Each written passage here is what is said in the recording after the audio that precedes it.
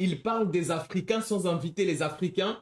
Donc aujourd'hui, un Africain s'invite au débat et va leur réagir et leur répondre directement en live. Abonnez-vous si vous appréciez la vidéo. On y va dans cette réaction. L'année 2024 qui s'achève l'a encore confirmé, les liens entre la France et plusieurs pays d'Afrique francophone est au plus mal. Dernier exemple en date, le Sénégal et le Tchad qui ont demandé le départ des troupes françaises. Alors quelles sont les raisons de ce désamour grandissant? On en parle avec Jean-Pierre Dozon. C'est pas une question de désamour, c'est une question de souveraineté. Les Africains veulent avoir leur souveraineté. C'est bon, les indépendances, ça date de 60 ans. Et les Africains n'ont toujours pas leur souveraineté. C'est juste une question de souveraineté, pardon. Il n'y a pas de problème d'amour là-dedans. Pourquoi vous ramenez ça à l'amour? C'est une question de choix, de vie, c'est tout. Bonsoir, merci d'être avec nous. Vous êtes anthropologue, spécialiste de l'Afrique de l'Ouest, directeur émérite. Anthropologue spécialiste, c'est quoi? Donc, en gros, il étudie les Africains comme des animaux, c'est ça? Genre, n'importe quoi. Institut de recherche pour le développement, l'IRD, directeur également d'études à l'École des hautes études en sciences sociales. Chignal, votre livre, un grand moment de science impériale, l'africanisme français des années 1960-1980, c'est aux éditions de l'Aube. On va parler de ce concept de l'africanisme et de ce que cela a représenté lors de cette période que je viens de citer. Mais d'abord donc l'actualité. On apprend aujourd'hui qu'une première base française a été officiellement rétrocédée. C'est ce qu'affirme l'armée tchadienne. L'annonce du Tchad, mais aussi du Sénégal ces dernières semaines a provoqué une onde de choc. Comment expliquez-vous ces décisions? Pourquoi une onde de choc? En gros, l'Afrique, c'est aux Africains. Les Français, ils sont en France. Il n'y a pas d'Africains en France. Pourquoi vous voulez qu'il y ait des Français en Afrique? Expliquez-moi. Mais écoutez, je crois que c'est dans la logique des choses. Depuis, vous savez, le délitement de ces relations remonte au fond aux années 90. La France a maintenu des liens en effet très étroits avec des accords bilatéraux sur le plan militaire. Des accords imposés par Chirac au moment des pseudo-décolonisations. Les 11 accords de coopération qui sont des accords léonins, clairement. Parce que ils maintiennent l'Afrique sous influence militaire française et sous influence économique française. Donc, on peut appeler ça accord? C'est pas des accords, ça. Si vous avez vu les torchons que c'est? Venu en Côte d'Ivoire, les intervenus au Mali, et tout cela a été lié à des accords bilatéraux. En Côte d'Ivoire, pour enlever un président, pour enlever un président élu, pardon, et le remplacer par un autre président. C'est-à-dire, on a envoyé Ouattara sur les chars prendre la place de Gbagbo, qui ne voulait pas se plier à la volonté de Sarkozy. Voilà, il faut dire clairement les choses. Mais sur la longue durée, si vous voulez, on voyait bien que ces liens se défaisaient au fil des ans, depuis 30 ans. Je l'observais, moi, pour ma part, en circulant dans ces pays. Et bien évidemment, parallèlement, on voyait d'autres pays intervenir en Afrique. Bien sûr, d'abord et avant tout la Chine, et puis la Russie. Mais la Russie, c'était une affaire très ancienne, puisque l'URSS a été prêt. L'URSS a soutenu les pays africains dans les luttes d'indépendance. Il faut bien le mentionner. Et l'URSS refuse de manger du gâteau africain en 1883 quand les puissances européennes se partagent l'Afrique. En Afrique, dès les années 60, avec les indépendances, si vous voulez. Mais on voyait bien ce lien se défaire au fil des ans, en dépit des apparences. Et ces apparences, c'était qu'en effet, l'armée française intervenait avec à la demande. L'armée française, c'est une influence. Supposez-vous, dans votre pays, là en France, on a l'armée américaine sur le siège français. Le président va faire ce que veulent les États-Unis parce que sinon, il ne sait pas comment va réagir l'armée. C'est une pression psychologique, en fait, sur le gouvernement en place, en fait. Les pays, des États, que ce soit en Côte d'Ivoire, en République centrafricaine ou au Mali, à chaque fois, c'était les pays, mais en même temps, la France, elle intervenait, mais c'était l'ex-puissance coloniale qui intervenait, et à chaque fois, elle tombait dans quelques pièges qui étaient qu'elle en faisait trop, pas assez. Donc, à chaque fois, ça ne se terminait pas bien. Il y avait à chaque fois quelque chose comme une sorte de... En Côte d'Ivoire, je ne sais pas si vous vous souvenez, arrivé, mais il y a maintenant 20 ans, eh bien, ça s'est terminé très mal, puisque les Français ont dû quitter le pays, alors même que quelques temps plus tôt, l'armée française était intervenue pour empêcher la guerre. 3000 morts devant l'hôtel Ivoire. Ouattara arrive au pouvoir en Côte d'Ivoire sur les chars de l'armée française. Il faut le dire clairement. Vous ne tournez pas autour du pot. C'est un fait établi. C'était au moment de la crise post-électorale et du conflit post-électoral entre Laurent Gbagbo et l'actuel président Alassane Ouattara. Le Sénégal aussi, j'aimerais quand même vous entendre sur le Sénégal parce que toutes les situations ne se valent pas entre le Tchad, entre les pays de l'Alliance du Sahel, le Mali, le Burkina Faso et le Niger. Sur le Sénégal... Non, mais la situation est la même partout. L'Afrique, c'est l'Afrique. La France, c'est la France.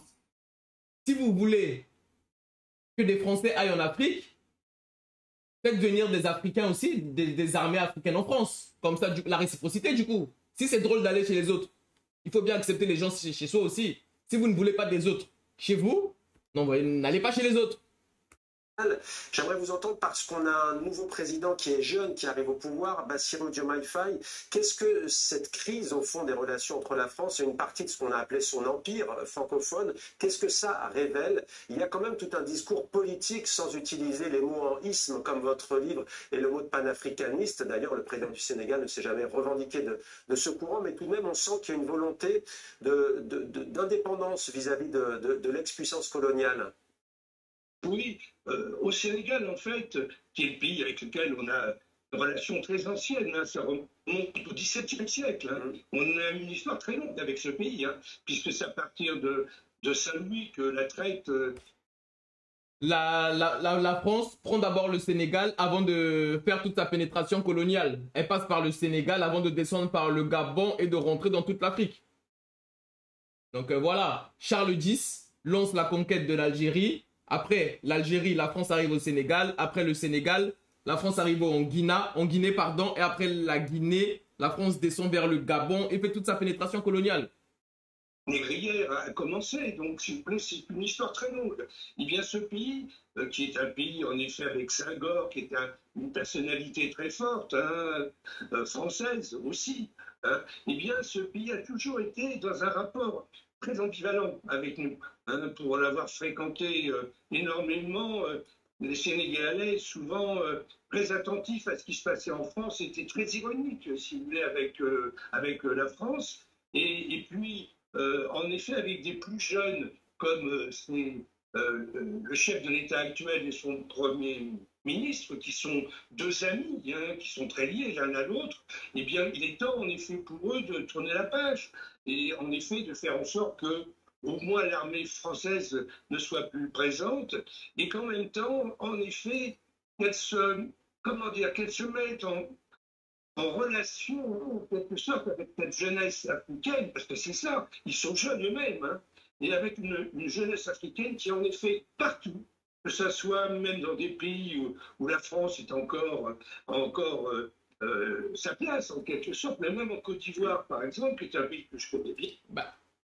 Dans quel pays la France a encore sa place? Sachant que, bon, la plupart des pays, la majorité des pays, ce sont des valets français qui sont au pouvoir. Donc, si vous considérez que c'est ça, avoir sa place, bah, mettez quelqu'un de démocratique, vous allez voir si elle a vraiment sa place. Ça ne compte pas qu'on a mis et qu'on soutient des dictateurs au pouvoir qui mettent la population sous pression et sous tension.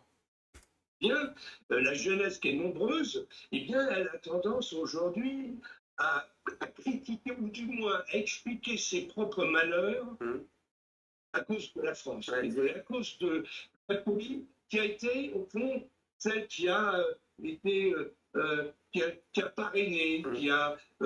Jacques Chirac le dit lui-même, que la France s'enrichit sur le dos de l'Afrique. Jacques Chirac le dit, la vidéo est sur YouTube.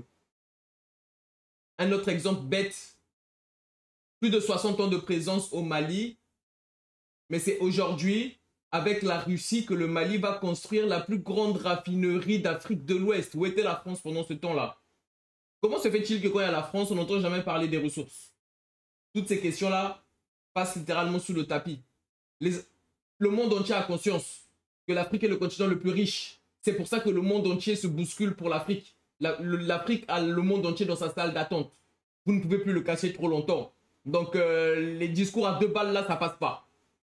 parfois paternaliser, si vous voulez, ses relations avec ce pays. Mais Jean-Pierre Dozon, Jean-Pierre Dozon, pardonnez-moi de vous couper, mais ce qui est intéressant, c'est qu'Emmanuel Macron, lorsqu'il arrive à l'Élysée en 2017, il dit, moi, je n'ai rien à voir entre guillemets avec cette histoire. Il ne le dit pas comme ça, mais en tout cas, il a répété plusieurs fois, moi, je n'étais pas né à cette époque. Il l'avait réitéré, il me semble, à Ouagadougou, lors de son discours devant des étudiants. Quel est l'écueil qu'a commis le président français? Pourquoi il n'a pas transformé l'essai, au fond, parce que ça aurait pu être entendable de dire balle neuve, comme on dit, pour reprendre une métaphore sportive. Qu'est-ce qui a péché on sent qu'il a une politique peu lisible, en fait. Oui, non, c'est ça, il n'est pas très lisible, puisque à la fois il fait des discours, comme en France, du reste souvent très brillants, mais en même temps, c'est pas suivi d'actes. On a bien vu ce qui s'est passé au Tchad. C'est bien ça le problème des politiques, et surtout français, c'est que beaucoup de paroles, mais pas beaucoup d'actions. Par exemple, ou quand il y a eu un coup d'État au Tchad, hein, c'est le fils qui a succédé au père. Hein, et à ce moment-là, oui, Déby, et à ce moment-là, la France a considéré qu'au fond, c'était très bien. Et donc, et là, eh bien, au lieu de contester, au fond, et de dire peut-être faudrait-il qu'il y ait un autre mode de gouvernement, eh bien, mais en quoi la France a allé s'ingérer dans ce qui se passe dans un autre pays? Le Tchad choisit le gouvernement qu'il faut, ça ne concerne pas les Français. Oh oui, non, mais dire ceci, ils n'ont rien à dire, c'est pas leur pays. C'est le pays des autres. Les Africains ont quelque chose à dire sur ce qui se passe en France? Non. Donc, stop. C'est ça le problème qu'on vous reproche. Vous voulez trop aller parler dans les affaires des gens. Non seulement il ne l'a pas dit, mais il ne l'a pas fait. Donc, du coup, là... Et heureusement, il n'avait pas à le faire. C'est pas son choix à lui, c'est leur choix. Si ça se passe comme ça, il y en a un qui prend le pouvoir, c'est son pays, il fait ce qu'il veut. La France n'a rien à voir avec cette affaire-là. Il y a eu un jugement très négatif sur la politique de la France. En même temps, ce qui s'est passé aussi, c'est que au niveau de, comment dirais-je, des affaires étrangères, hein, de tout ce qui est la diplomatie française en Afrique, il me semble qu'il y a de plus en plus de méconnaissance. Mais la diplomatie française, elle est morte. Macron a fermé l'école de diplomatie française. Vous ne le savez pas, ça? Il n'y a plus de diplomatie française. C'est de la diplomatie. C'est ça que vous appelez diplomatie? On a maintenant avoir un certain âge, avoir rencontré de temps en temps des ambassadeurs, des diplomates, il me semblait que, quoi qu'on en pense de ces personnes, mais ils avaient de la connaissance. Et là, depuis quelques années, il me semble qu'il y a une perte de savoir, tout simplement, sur comment ça fonctionne, comment les informations circulent. Quelles sont les erreurs aussi peut-être à éviter? Vous l'avez remarqué, quelques petits soucis de liaison parfois au niveau du son. Jean-Pierre Dozon, j'aimerais aussi vous entendre, avant de parler de ce qu'est l'africanisme, j'aimerais vous entendre sur l'arrivée de ces... Mais c'est pas à un blanc de définir l'africanisme. Est-ce que les Noirs viennent définir c'est quoi être français? Arrêtez vos bêtises à un moment donné. C'est ça qu'on vous reproche. C'est ça qu'on vous reproche. Militaires au pouvoir en Afrique, disons-le, parfois accueillis de manière plutôt positive. Hein. Des militaires au pouvoir en Afrique, c'est pas votre problème, c'est les pays africains, c'est pas votre pays. Occupez-vous de ce qui se passe dans votre pays. Vous n'avez rien à dire sur ce qui se passe en Afrique. Que ce soit des militaires, des extraterrestres, des chevaux au pouvoir, c'est pas votre problème, c'est leur pays. Par les populations et par les peuples d'Afrique de l'Ouest, notamment au Mali, notamment au Burkina Faso ou encore au Niger. Est-ce que vous compareriez la prise de pouvoir par ces hommes, comme par exemple dans les années 1980, celle de Thomas Sankara, par exemple, pour ne citer que lui, au Burkina Faso? C'est vrai. Il y a un petit air de ressemblance, hein, puisque Sankara, c'était à l'époque Volta, donc au Burkina, et donc et ce jeune militaire, en effet, était un personnage qui a beaucoup, comment dirais-je, été admiré à l'époque. Il a beaucoup été d'ailleurs. Il a vu une fois que Mitterrand s'était rendu à Ouaga, il avait fait un discours qui avait déplu à Mitterrand, si vous voulez. Donc il avait sans doute la raison de son assassinat. Osé, en quelque sorte, hein, à une époque où les relations franco-africaines étaient encore des relations extrêmement étroites. Et donc, en effet, il y a quelque chose qui ressemble à cela. Jean-Pierre Dozon, oui, allez-y. J'en prie, mais en même temps, comment dirais-je, ces militaires sont quand même des autocrates, souhaitent rester au pouvoir. Mais parce que les civils que vous mettez là, c'est pas des autocrates. Ouattara qui bride son 5e mandat ou son 4e mandat, là, c'est pas un autocrate, ça? Qu'est-ce que vous racontez? Vous dites de la merde, vous dites de la merde. Les militaires au pouvoir travaillent pour le peuple et font la volonté des peuples. Et c'est ça qui vous déplaît. Ils sont là pour l'intérêt des peuples.